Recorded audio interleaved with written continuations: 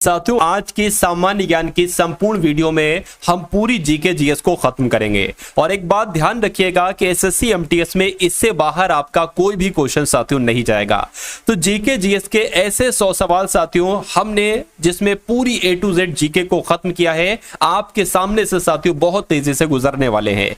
तो पहला सवाल आपकी स्क्रीन पर आ चुका है, देखिए और बताइए इसका सही जवाब क्या होगा। तो ये 100 क्वेश्चन है साथियों। इन 100 क्वेश्चन की अगर बात करें, इसमें आपका स्कोर तकरीबन 30 के आसपास का साथियों रहना चाहिए। तो अपने इस स्कोर को अचीव करने के लिए और अपने एग्जाम को क्रैक करने के लिए ए टू जेड सब कुछ देख डालिए। यानी कि क्वेश्चन नंबर 1 से लेकर क्वेश्चन नंबर 100 तक अगर सवाल आपके मनोमस्तिष्क में है तो मेरा मानना है कि एग्जाम को क्रैक करने से कोई दुनिया की ताकत आपको नहीं रोक सकेगी। अब देखिए, भारत के राष्ट्रीय गान के रचयिता कौन है आपसे पूछा जा रहा है, तो आप लोग ध्यान रखेंगे रविन्द्रनाथ टैगोर ही भारत के राष्ट्रीय गान के रचयिता हैं। उसके बाद देखिए नेक्स्ट नंबर का सवाल है आपकी स्क्रीन पर कि निम्नलिखित राज्यों में से भारत के किस राज्य में मानस राष्ट्रीय उद्यान है। तो मानस राष्ट्रीय उद्यान साथियों कहां पर है, ये असम में। ये बात आप लोग ध्यान रखेंगे, बहुत सवाल ये पूछा जाता है। उज्जैन किस नदी के किनारे पर है, तो उज्जैन की बात करें साथियों शिप्रा नदी के किनारे पर है, ये आप लोग ध्यान रखेंगे। अगला सवाल है कि उत्तर प्रदेश के किस शहर को राष्ट्रीय राजमार्गों का चौराहा कहा जाता है। तो किसकी बात चल रही है साथियों, कानपुर की बात चल रही है। यानी कि उत्तर प्रदेश में जो कानपुर है इसको राष्ट्रीय राजमार्गों का चौराहा कहा जाता है। नेक्स्ट नंबर का सवाल है कि झीलों की नगरी साथियों किसे कहा जाता है। तो अगर उदयपुर की बात करते ना, उदयपुर की, तो उदयपुर को ही साथियों झीलों की नगरी कहा जाता है। ये क्वेश्चन बहुत इंपॉर्टेंट है आपके लिए। उसके बाद देखिए कि 23 मार्च को कब की बात चल रही है साथियों, 23 मार्च को जो शहीद दिवस मनाया जाता है। यानी कि जो शहीद दिवस मनाया जाता है 23 मार्च को, ये किसके शहीद होने की याद में मनाया जाता है। गणेश शंकर विद्यार्थी की नहीं, चंद्रशेखर आजाद की नहीं, भगत सिंह, राजगुरु और सुखदेव सिंह के शहीद की याद में साथियों शहीद दिवस मनाया जाता है 23 मार्च को। तो मैं कहूंगा हाँ बिल्कुल सही है साथियों। तो राइट आंसर जिनका भी ऑप्शन नंबर सी था मैं कहूंगा बिल्कुल करेक्ट है। उसके बाद देखिए राष्ट्रीय हथकरघा दिवस कब मनाया जाता है, तो ये साथियों 7 अगस्त को मनाया जाता है। क्या राष्ट्रीय हथकरघा दिवस की अगर बात करें तो ये 7 अगस्त को मनाया जाता है। मुगल साम्राज्य का संस्थापक कौन था मुझे बताइए। देखिए मुगल साम्राज्य के संस्थापक आपको मालूम होना चाहिए, बाबर जो था ये मुगल साम्राज्य का ही तो संस्थापक था। नेक्स्ट नंबर का सवाल है कि खानवा का युद्ध साथियों कब हुआ था, फटाफट आप लोग बताइए। तो 1521 में नहीं, 1527 में बिल्कुल साथियों 1527 में ही खानवा का युद्ध हुआ था, यह आपको मालूम होना चाहिए। नेक्स्ट नंबर का सवाल है कि खानवा का युद्ध किनके बीच लड़ा गया था। 1527 में लड़ा गया था, यह आपको मालूम है, लेकिन किनके बीच लड़ा गया था, यह साथियों बाबर और राणा सांगा के बीच लड़ा गया था,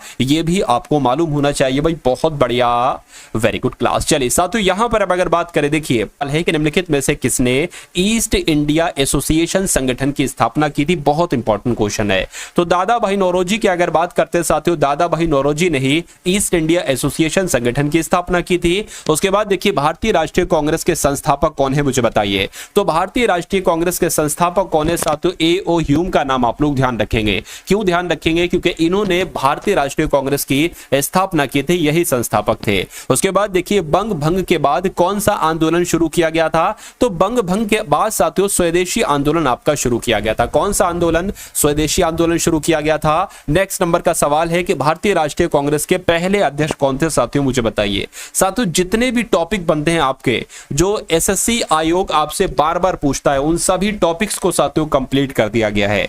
तो अगर उन सभी टॉपिक को आप कंप्लीट कर लेंगे तो मेरा मानना है एमटीएस एग्जाम तो आपके लिए बहुत छोटा सा बच्चा हो जाएगा इसको पास करना, क्योंकि ये एसएससी का सबसे छोटा एग्जाम है। मैं आपको कई बार बता चुका हूं, मल्टीटास्किंग स्टाफ के अंतर्गत आप साथियों काम करेंगे इसके जॉब लगने के बाद, ठीक है ना। तो साथियों अगर आपने इस वीडियो को अभी तक लाइक नहीं किया है तो मेरी रिक्वेस्ट आपसे है कि इस वीडियो को लाइक कर दीजिए। और जो लोग भी चैनल पर नए हैं और चैनल को अभी तक उन्होंने सब्सक्राइब नहीं किया है तो तुरंत साथियों इस चैनल को सब्सक्राइब कर लीजिए। और आपके एग्जाम तक, आपका जब भी एग्जाम है, जो भी आपको डेट मालूम पड़ गई हो, जब तक आप अगर इन सभी वीडियोस को साथियों देखते रहेंगे, जो भी अब वीडियो आए साथियों उनको देखते रहेंगे, तो मेरा मानना है कि एग्जाम बहुत आसानी से आप पास कर सकते हैं, ठीक है ना। चलिए भारतीय राष्ट्रीय कांग्रेस के पहले अध्यक्ष की अगर बात करते हैं तो डब्ल्यू.सी. बनर्जी यानी कि व्योमेश चंद्र बनर्जी, ये आपके सवाल का बिल्कुल सही सवाल हो जाएगा और जिनका आंसर बी था मैं कहूंगा बिल्कुल करेक्ट है।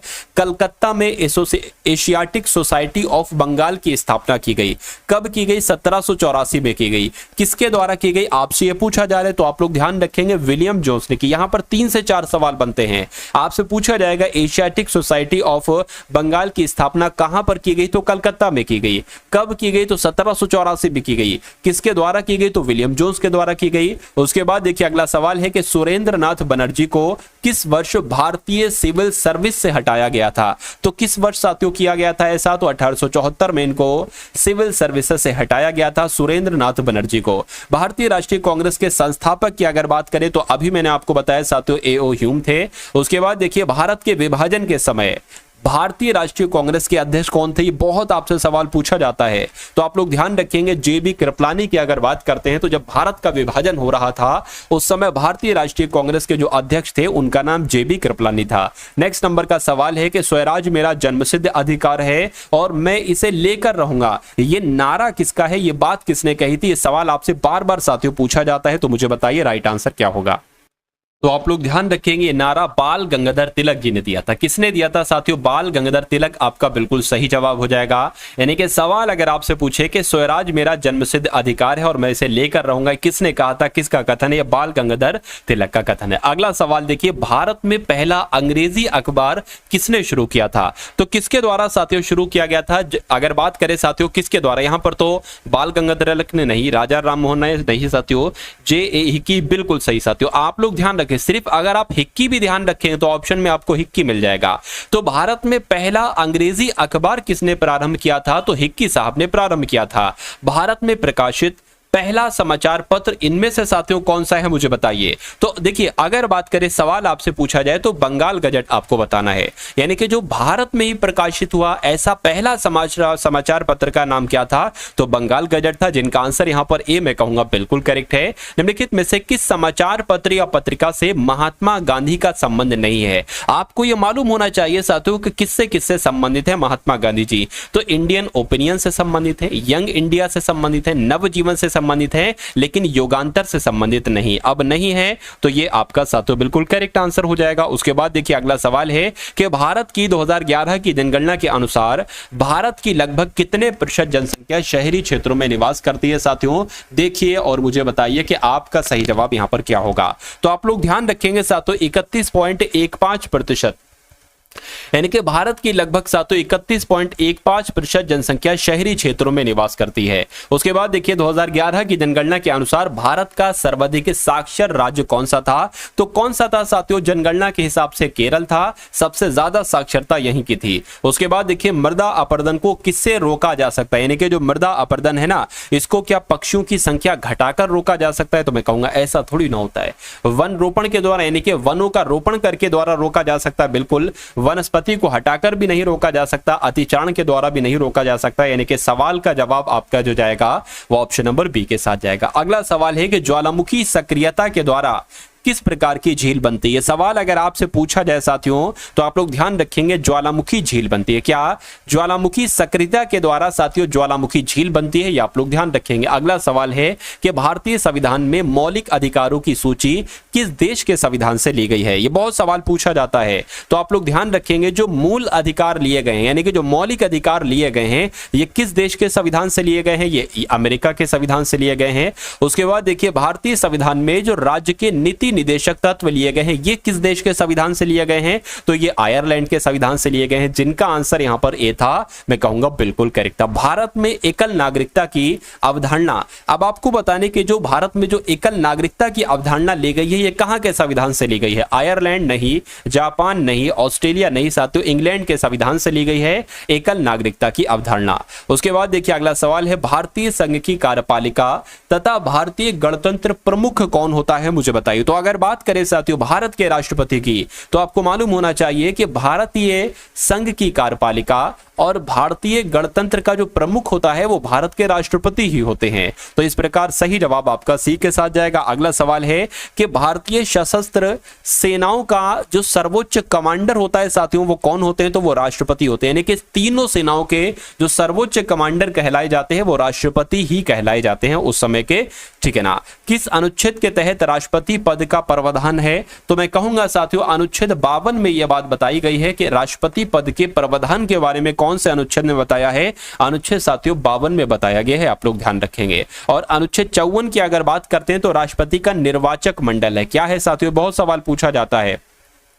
कि राष्ट्रपति का निर्वाचक मंडल में कौन कौन शामिल है, मतलब राष्ट्रपति का निर्वाचक मंडल का जिक्र कौन से अनुच्छेद में किया गया, तो अनुच्छेद 54 में किया गया। निर्वाचक मंडल क्या होता है साथियों? निर्वाचक मंडल वो होता है जहां जहां के सदस्य साथियों राष्ट्रपति को चुनते हैं, ठीक है ना। जैसे कि लोकसभा के सदस्य इसमें होते हैं निर्वाचक मंडल में, क्योंकि वो चुनते हैं राष्ट्रपति को। राज्यसभा के सदस्य होते हैं, विधानसभाओं के सदस्य होते हैं। अगला सवाल है, भारत के राष्ट्रपति के लिए अति आवश्यक योग्यता नहीं, यानी कि भारत के राष्ट्रपति के लिए इनमें से कौन कौन सी योग्यता है? सबसे पहले तो ये आप बताइए कि वो भारत का नागरिक होना चाहिए जिसको राष्ट्रपति बनना है, बिल्कुल। उसकी वर्ष 35 वर्ष से अधिक होनी चाहिए साथियों, बिल्कुल। वह लोकसभा, उसमें लोकसभा के लिए निर्धारित सभी योग्यताएं होना चाहिए, क्या ऐसा होता है? या वह संसद के किसी सदन का सदस्य, ऐसा ये जरूरी नहीं है साथियों, ठीक है ना, ये जरूरी है। मैं कहूंगा साथियों कि भारत के राष्ट्रपति बनने के लिए योग्यता जो नहीं है वो ऑप्शन नंबर डी वाली नहीं है। अब डी वाली नहीं है तो डी आपका राइट आंसर हो जाएगा।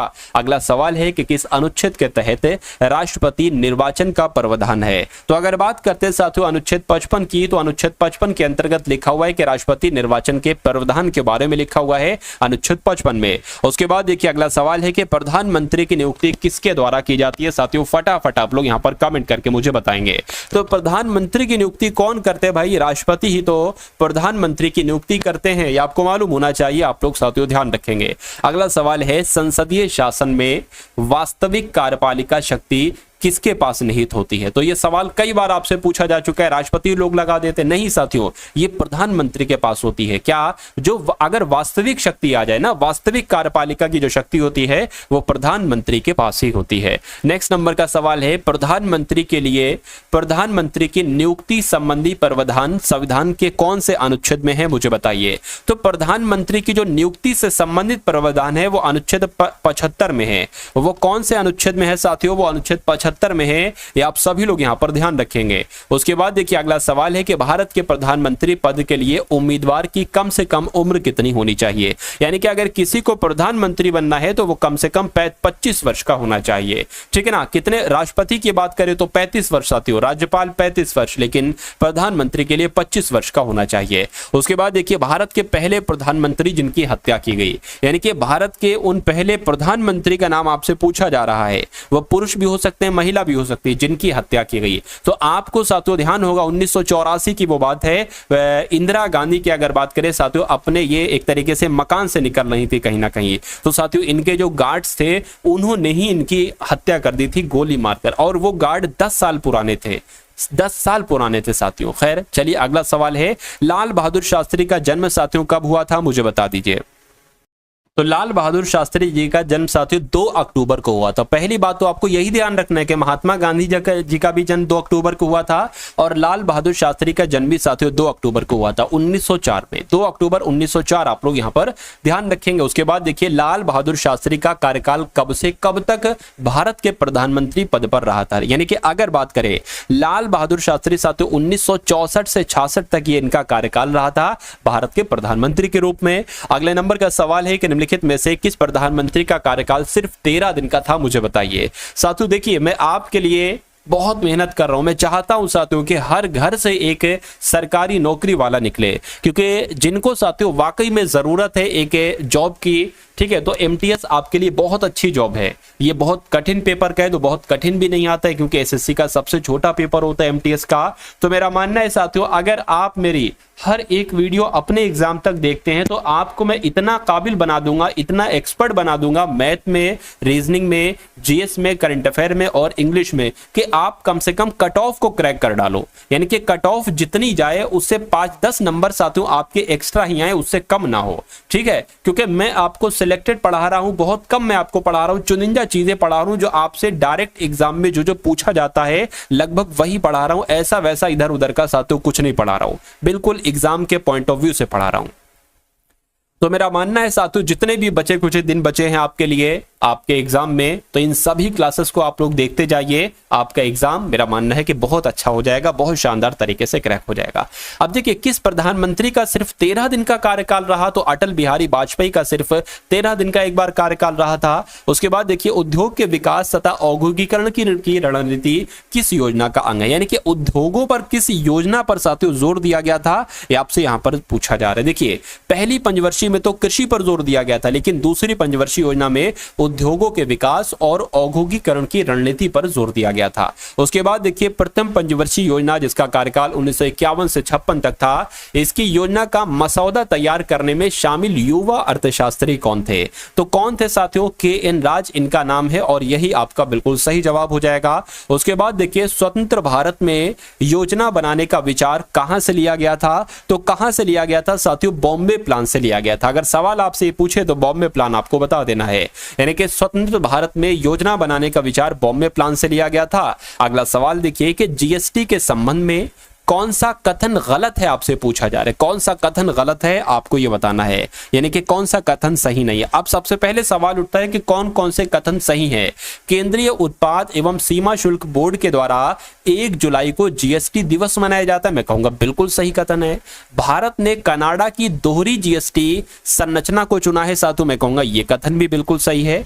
जीएसटी राज्य सरकार के द्वारा संग्रहित नहीं किया जाता है साथियों, अब देखिए किया जाता है, और फ्रांस जीएसटी को लागू करने में पहला देश है, यह भी सही। मैं कहूंगा गलत कौन सा है? ऑप्शन नंबर सी वाला गलत है, और ऑप्शन नंबर सी आपका बिल्कुल करेक्ट आंसर हो जाता है। उसके बाद देखिए भारत में केंद्रीय राजस्व बोर्ड अधिनियम किस वर्ष परिवर्तित किया गया था? तो कब किया गया था परिवर्तित साथियों? 1963 में किया गया था, ये आप लोग यहां पर ध्यान रखेंगे। उसके बाद देखिए निम्नलिखित में से भारत में कौन सा जीएसटी रेट स्लैब नहीं है? तो जीएसटी के रेट स्लैब इसमें से कौन कौन है? आपको पता होगा 5% होता है, उसके अलावा साथियों 18% होता है, फिर 28% होता है साथियों, ठीक है ना, लेकिन 10% का नहीं होता है, कोई भी जीएसटी स्लैब नहीं होता है, तो ये आपका राइट आंसर है। अगला सवाल देखिए कि बादाम में कौन सा विटामिन साथियों पाया जाता है, बताइए। तो बादाम की बात करें ना, बादाम में तो साथियों विटामिन ई पाया जाता है। क्या पाया जाता है? विटामिन ई भी पाया जाता है। राइट आंसर आपका सी हो जाता है। विटामिन ई से संबंधित कौन सा रासायनिक पदार्थ है, आपसे यहां पर साथियों पूछा जा रहा है,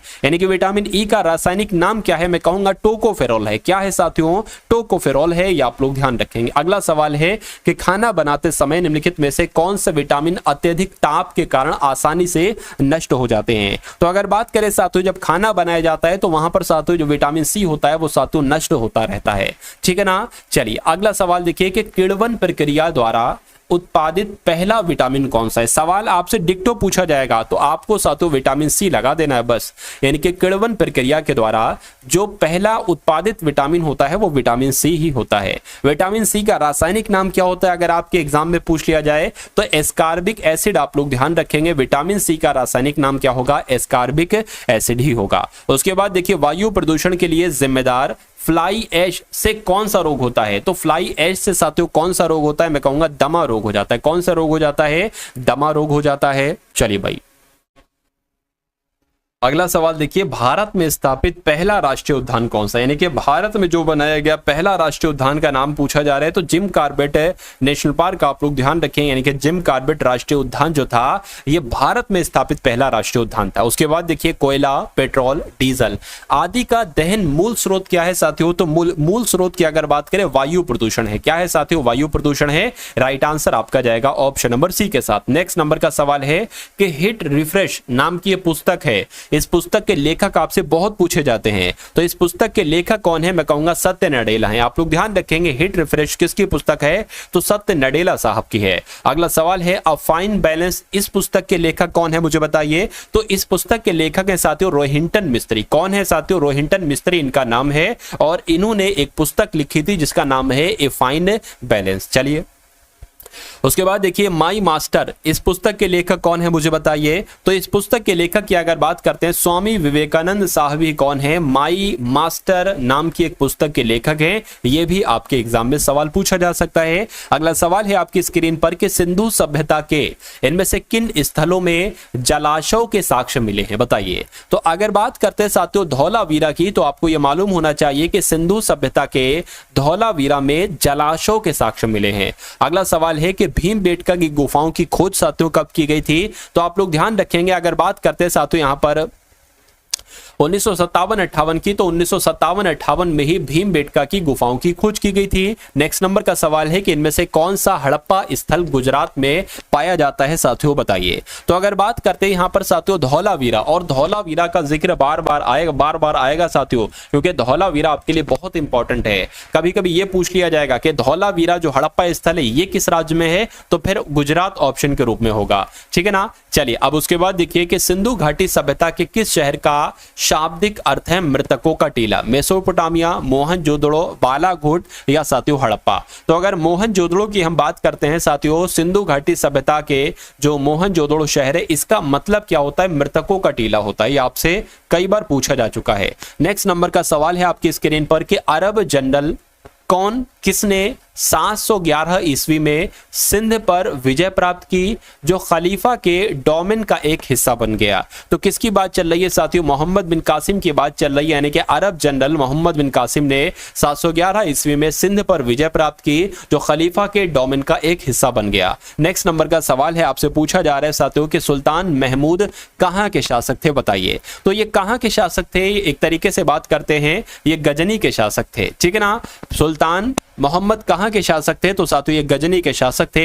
अगला सवाल है कि चंगेज खां का मूल नाम क्या था, बताइए। तो चंगेज खां की अगर बात करें साथियों, इनको तेमुचिन कहा जाता था। क्या इनको पहले क्या कहा जाता था, तेमुचिन कहा जाता था। ये आप सभी लोगों को यहां पर याद रखना है। अगला सवाल है कि मोहम्मद गौरी की सेना और पृथ्वीराज चौहान के बीच 2 बार युद्ध हुआ था, जिसमें जो दूसरी लड़ाई पृथ्वीराज चौहान हार गए थे और उनके राज्य पर कब्जा कर लिया गया था। तो आपसे साथियों पूछा जा रहा है कि वो युद्ध कौन सा था जिसमें दूसरी लड़ाई में पृथ्वीराज चौहान हार गए थे। पहली लड़ाई में तो जीत गए थे, यानी कि जो पहला आपका तराइन का युद्ध हुआ था इसमें तो जीत गए थे, ठीक है ना, लेकिन दूसरे युद्ध में हार गए थे। अगला सवाल है कि तराइन का प्रथम युद्ध किनके बीच लड़ा गया था साथियों, फटाफट आप लोग बता दीजिए। तराइन के प्रथम युद्ध की बात करें साथियों, देखिए पृथ्वीराज चौहान और मोहम्मद गौरी के बीच लड़ा गया था, या आपको मालूम होना चाहिए। राइट आंसर आपका जाएगा डी के साथ। नेक्स्ट नंबर का सवाल है पृथ्वीराज चौहान और मोहम्मद गौरी ने किसकी लड़ाई लड़ी। तो सवाल अगर ऐसे आ जाए तो आपको तब भी बता देना है तराइन की लड़ाई लड़ी थी। और उसके बाद देखिए उस शासक का नाम क्या है जिसने विजय स्तंभ का निर्माण करवाया, बताइए। देखिए राणा कुंभा की अगर बात करें ना, तो राणा कुंभा ने ही साथियों विजय स्तंभ का निर्माण करवाया था। ये आप सभी लोग यहां पर याद रखेंगे। राष्ट्रकूट वंश के संस्थापक कौन थे, बताइए। तो राष्ट्रकूट वंश के संस्थापक कौन थे, दंती दुर्ग थे। क्या इनका नाम था, इनका नाम दंती दुर्ग था और राष्ट्रकूट वंश के संस्थापक यही थे। ये सवाल आपसे कई बार पूछा जा चुका है और इस बार भी पूछे जाने की पूरी संभावना है। एलोरा के प्रसिद्ध कैलाश मंदिर का निर्माण किस राष्ट्रकूट शासक ने करवाया था साथियों, बताइए। तो किसने करवाया था, कृष्ण प्रथम की अगर बात करें तो कृष्ण प्रथम ने ही एलोरा के कैलाश मंदिर का निर्माण करवाया था, ठीक है ना। अगला सवाल है आपकी स्क्रीन पर कि पल्लव वंश के संस्थापक कौन थे, मुझे बताइए। तो अगर बात करते हैं पल्लव वंश के संस्थापक कौन थे, तो सिंह विष्णु थे। कौन थे साथियों, सिंह विष्णु। आप लोग ध्यान रखेंगे पल्लव वंश के ही संस्थापक थे। अगला सवाल है कि सुवर्ण भूमि का वह राजा कौन था जिसने नालंदा में एक बौद्ध विहार की स्थापना की थी और उसके रखरखाव के लिए अपने दूत के द्वारा देवपाल से 5 गांव दान में देने के लिए प्रार्थना की थी। तो सवाल अगर आएगा तो डिक्टो आएगा, बस आपको जवाब ध्यान रखना है कि बालपुत्र देव, यानी कि सुवर्ण भूमि का वह राजा कौन था, तो वह साथियों बालपुत्र देव था, जिन्होंने नालंदा में एक बौद्ध विहार की स्थापना की और उसके रखरखाव के लिए अपने दूत के द्वारा देवपाल से 5 गांव दान में देने की प्रार्थना की थी। धंगदेव किस वंश के शासक थे, तो ये साथियों किस वंश के शासक थे, आप लोग ध्यान रखेंगे, जेजाग भुक्ति के चंदेल वंश के शासक थे। उसके बाद देखिए अगला सवाल है कि पाल वंश का संस्थापक कौन था जिसे बंगाल की आम जनता ने अराजकता से मुक्ति दिलाने के लिए चुना था। तो किसकी बात चल रही है साथियों, गोपाल साहब की बात चल रही है। गोपाल आपके सवाल का बिल्कुल सही जवाब हो जाएगा। 1818 में भारत की पहली कपड़ा मिल के पास फोर्ट ग्लास्टर में स्थापित की गई थी, यानी कि ये कहां पर स्थापित की गई थी, तो ये तो कलकत्ता में स्थापित की गई। जो 1818 में भारत की पहली कपड़ा मिल थी ना, कपड़ा मिल के पास फोर्ट एक तरीके से, ठीक है ना। तो कपड़ा मिल साथियों किसके पास, फोर्ट ग्लास्टर में स्थापित की गई थी। यहां पर अगर बात करें खाली जगह मेरे हिसाब से यहां नहीं आना चाहिए, ठीक है ना, ये कहां पर आना चाहिए साथियों, ये एक तरीके से यहां पर आना, यानी कि कपड़ा मिल जो है वो कलकत्ता के पास फोर्ट ग्लास्टर में स्थापित की गई थी, ये होना चाहिए था। खैर कोई बात नहीं। अगला सवाल देखिए, आपसे पूछा जा रहा है साथियों कि शुरू की गई, कहां पर शुरू की गई नई राजस्व प्रणाली को रैयतवाड़ी बंदोबस्त के रूप में जाना जाता है। तो मैं कहूंगा साथियों बॉम्बे डेक्कन, क्या बॉम्बे डेक्कन में शुरू की गई नई राजस्व प्रणाली को रैयतवाड़ी बंदोबस्त के रूप में जाना जाता है। नेक्स्ट नंबर का सवाल है आपकी स्क्रीन पर, सन 1853 में कहां से कहां तक यातायात के लिए पहला रेल मार्ग खोला गया था, ये आपसे पूछा जा रहा है। तो 1853 की साथियों यहां पर अगर बात करें तो क्या पुणे से थाने तक के लिए खोला गया था, या नागपुर से पुणे तक के लिए, या बॉम्बे से थाने तक के लिए, बॉम्बे से पुणे तक के लिए। तो यहां पर अगर बात करें साथियों, आप लोग भी ध्यान रखेंगे, बॉम्बे से पुणे तक के लिए खोला गया था 1853 में। यातायात जो पहला रेल मार्ग खोला गया था वो 1853 में, और कहां से कहां तक का, तो बॉम्बे से पुणे तक के लिए खोला गया था। अगला सवाल है साथियों आपके स्क्रीन पर कि होल्ट मैकेंजी ने भारत में राजस्व संग्रहण की निम्नलिखित में से कौन सी विधि विकसित की है, ये आपसे यहां पर पूछा जा रहा है। तो कौन सी विधि विकसित की थी साथियों, महालवाड़ी प्रणाली विकसित की थी, आप लोग ध्यान रखेंगे। उसके बाद देखिए अगला सवाल है कि 1793 में किस वायसराय के शासन में बंगाल की स्थायी बंदोबस्त व्यवस्था लागू की गई थी। तो क्या आपका जवाब होगा साथियों लॉर्ड कॉर्नवालिस, आपका जवाब हो जाएगा, क्योंकि 1793 में लॉर्ड कॉर्नवालिस के शासन में ही बंगाल की स्थायी बंदोबस्त व्यवस्था लागू की गई थी। उसके बाद देखिए छोटा नागपुर जनजाति विद्रोह ये कब हुआ था, तो छोटा नागपुर जनजाति विद्रोह 1820 में हुआ था। कब हुआ था साथियों, 1820 में हुआ था, ये आप लोग यहां पर ध्यान रखेंगे। उसके बाद देखिए भारतीय राज्यों पर अंग्रेजी प्रमुख स्थापित करने के लिए प्रशासन का सहायक संधि प्रणाली का सूत्रपात किसने किया था, मुझे बताइए। तो किसने किया था साथियों, लॉर्ड वेलेजनी ने किया था, ये भी आप लोग ध्यान रखेंगे, क्वेश्चन बहुत इंपॉर्टेंट है आपके लिए। उसके बाद देखिए स्वतंत्र भारत के प्रथम तथा अंतिम भारतीय गवर्नर जनरल कौन थे, बताइए। तो कौन थे साथियों, इनका नाम था चक्रवर्ती राजगोपालाचारी, यानी कि सी राजगोपालाचारी ही स्वतंत्र भारत के पहले और अंतिम भारतीय गवर्नर जनरल थे। इनसे पहले कोई नहीं बना, इनके बाद कोई नहीं बना, ठीक है। अगला सवाल है कि लॉर्ड वेलेजली ने कलकत्ता में फोर्ट विलियम कॉलेज की स्थापना जो की थी वो किस लिए की थी, आपसे यहां पर पूछा जा रहा है, मुझे बताइए। तो अगर बात करें उसे लंदन में स्थित बोर्ड ऑफ डायरेक्टर्स ने ऐसा करने के लिए कहा था, नहीं। वह भारत में प्राच्य ज्ञान के प्रति अभिरुचि पुनः जागृत करना चाहता था, नहीं। वह विलियम कैरी तथा उसके सहयोगियों को रोजगार प्रदान करना चाहता था, नहीं। वह ब्रिटिश नागरिकों को भारत में प्रशासन के लिए प्रशिक्षित करना चाहता था। तो मैं कहूंगा बिल्कुल सही जवाब। यानी कि अगर बात करते हैं जो लॉर्ड वेलेजली ने कलकत्ता में फोर्ट विलियम कॉलेज की जो स्थापना की थी वो क्यों की थी, वो ब्रिटिश नागरिकों को भारत में प्रशासन के लिए प्रशिक्षित करना चाहता था, इस वजह से साथियों। उसके बाद देखिए नेक्स्ट नंबर का सवाल है कि निम्नलिखित में से कौन एक भारत का एकमात्र यहूदी वायसराय था। तो कौन था साथियों, किसकी बात चल रही है साथियों, लॉर्ड रेडिंग की बात चल रही है। लॉर्ड रेडिंग आपका बिल्कुल सही जवाब हो जाता है।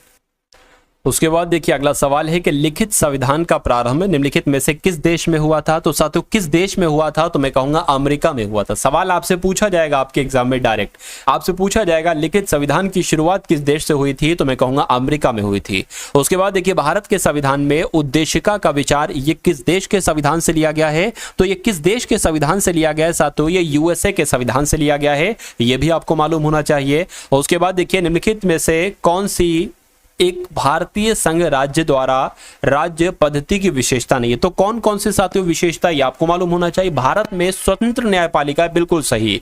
केंद्र और राज्यों के बीच शक्तियों का स्पष्ट विभाजन किया गया है, बिल्कुल सही। संबद्ध होने वाली इकाइयों को राज्यसभा में असमान प्रतिनिधित्व दिया जाता है, बिल्कुल सही। यह संघबद्ध होने वाली इकाइयों के बीच एक सहमति का परिणाम है, ये सही नहीं लग रहा है साथियों। तो सही नहीं लग रहा है साथियों, तो ये आपका क्या होगा, यही आपका बिल्कुल सही जवाब है।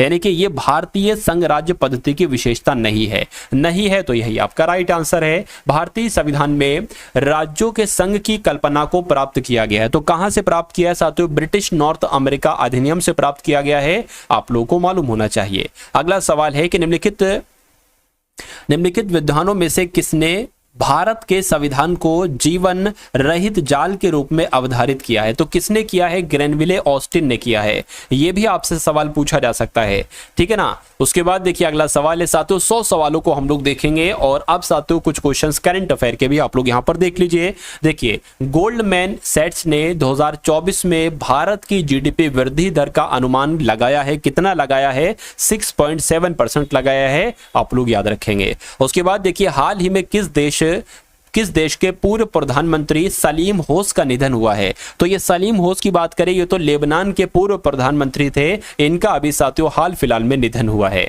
उसके बाद देखिए हाल ही में होने वाली महिला T20 वर्ल्ड कप में भारतीय टीम का कप्तान किसको बनाया गया है? तो किसको बनाया गया है साथियों? हरमनप्रीत कौर को बनाया गया है, ये भी आपको मालूम होना चाहिए। अगला सवाल है कि हाल ही में कौन एशियाई क्रिकेट परिषद के अध्यक्ष बने हैं? तो इनका नाम है मोहसिन नकवी, और मोहसिन नकवी ही एशियाई क्रिकेट परिषद के अध्यक्ष बने हैं। अगला सवाल है कि हाल ही में यूपीएससी यानी कि यूनियन पब्लिक सर्विस कमीशन की जो नई चेयरमैन बनी है, इनका नाम क्या है? तो इनका नाम है प्रीति सूदन। क्या नाम है इनका? प्रीति सूदन इनका नाम है और ये यूपीएससी की नई चेयरमैन बनी है। उसके बाद देखिए मृदु पवन दास किस देश में भारत के हाई कमिश्नर बने हैं? तो ये रवांडा देश के बने हैं। यानी कि मृदु पवन की अगर बात करें तो ये रवांडा देश में भारत के हाई कमिश्नर बने हैं। उसके बाद देखिए किस राज्य सरकार ने आपदा प्रभावित राज्यों को 40 करोड़ रुपए की सहायता प्रदान की है? तो अगर आपसे सवाल पूछा जाए, और मेरा मानना है कि सवाल पूछा जाएगा, तो मध्य प्रदेश आपको साथियों बताना है। यानी कि मध्य प्रदेश राज्य सरकार ने आपदा प्रभावित राज्यों को 40 करोड़ रुपए की सहायता देने की एक तरीके से घोषणा की है और ये सहायता प्रदान की है। चलिए, तो ये साथियों आपके पूरी सामान्य ज्ञान प्लस करंट अफेयर के कुछ चुनिंदा क्वेश्चंस आप लोगों ने देखे। ये क्लास आपको कैसी लगी एक बार कमेंट सेक्शन में जरूर बताइएगा। इस वीडियो को अगर लाइक नहीं किया तो तुरंत वीडियो को लाइक कर दीजिए और चैनल पर अगर नए हैं तो चैनल को तुरंत सब्सक्राइब करके बेल आइकन पर क्लिक कर दीजिए।